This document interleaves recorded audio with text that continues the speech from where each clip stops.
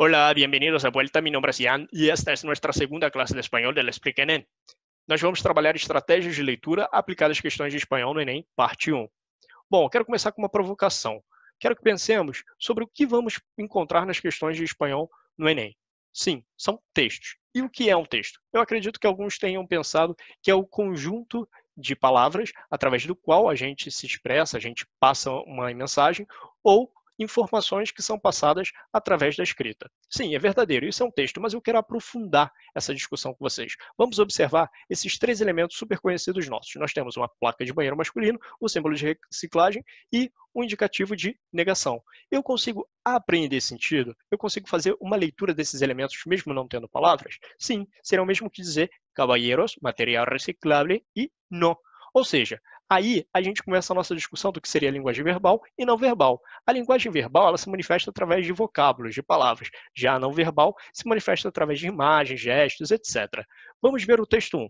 Los científicos dicen que estamos hechos de átomos, pero a mí un pajarito me contó que estamos hechos de historias. Eduardo Galeano. Bom, nesse texto nós temos um texto claramente verbal. No segundo texto, nós temos uma obra da pintora mexicana Frida Kahlo, na qual ela se pintou num deserto e na pele dela nós conseguimos observar diversos pregos e o maior perto do peito esquerdo, onde estaria o coração. E se olharmos o semblante do rosto dela, vemos que é um semblante de tristeza, há lágrimas nesses olhos. Ou seja, ali ela quis demonstrar dor, mas não somente a dor física, também como a dor afetiva. E se nós conhecermos a história da Frida Kahlo, sabemos que é uma história de dor, de luta, resiliência e muita superação. Já no texto 3, nós temos um mix entre a linguagem verbal e a linguagem não verbal. Nós temos a Mafalda caminhando com um lápis e atrás nós temos uma maquete de um globo terrestre no qual foi afixada uma placa escrita: Cuidado, irresponsáveis trabalhando. Bom, se eu tivesse somente a imagem da Mafalda e a placa em branco, eu conseguiria apreender essa crítica da mesma forma? Ou se fosse o contrário, se eu tivesse somente cuidado, irresponsáveis trabalhando, eu ia entender o sentido completo dessa crítica? E é realmente sobre isso que vamos falar, sobre como o verbal e não verbal, eles trabalham um a serviço do outro quando juntos. Aqui nós temos uma tirinha da Turma da Mônica, super conhecida. No primeiro quadrinho nós temos Cebolinha, tô no banho. Mônica, tô no banho, mãe. Cascão, tô no banho.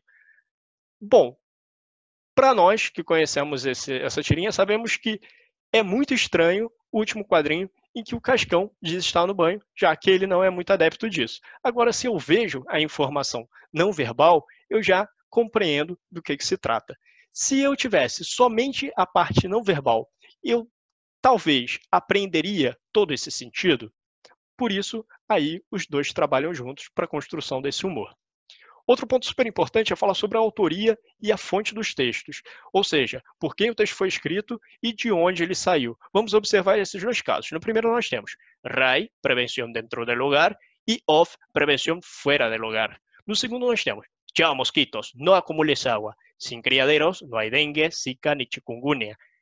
Municipalidade de Córdoba. Córdoba, capital social. Bom, no primeiro nós temos um exemplo de uma iniciativa privada, ou seja, foi feito por uma marca. E no segundo nós temos aí um órgão público. E por mais que o objetivo seja o mesmo, a prevenção, os interesses são diferentes. No primeiro, além da questão da prevenção, também quer vender produtos. Outra questão importante são os recursos tipográficos, que são as marcas que o autor ele imprime ao texto, ou seja, são os destaques que ele dá a alguns elementos no texto e não são aleatórios, tem sentido, tem significado. E como eles aparecem? Através do uso de aspas, do negrito, do itálico, dos travessões, etc. Vamos observar um trecho do poema de Milo Fernandes. Era um homem bem vestido, foi beber no botequim, bebeu muito, bebeu tanto, que saiu de lá assim. A maneira como ele dispõe as letras é para demonstrar como um homem saiu do botequim. Já no segundo nós temos amigos, entre aspas. Nós sabemos que amigos, entre aspas, é uma relativização. Ou a pessoa é mais do que amiga, ou ela não é tão amiga assim. Ou seja, aspas duplas servem para relativizar ou fazer citação. Abaixo nós vamos ter o título em negrito, justamente para poder destacar e diferenciar do corpo da notícia. Washington se prepara para a maior protesta contra o racismo desde a morte de Floyd. Depois temos realmente WhatsApper e WhatsApp. Aí temos dois termos, entre aspas, simples, para indicar que são neologismos, palavras novas criadas. Em seguida temos, el jet lag es un malestar que aparece en nuestro cuerpo cuando realizamos un viaje con un cambio horario importante. Aí temos jet lag em itálico, ou seja, porque é um estrangeirismo, foi tomado de outro idioma. E também vamos observar que esse trecho está entre aspas duplas, porque é uma citação. Explicando os expertos de Somnissa, ou seja, explicam os especialistas dessa empresa. Su tía volvió a la puerta.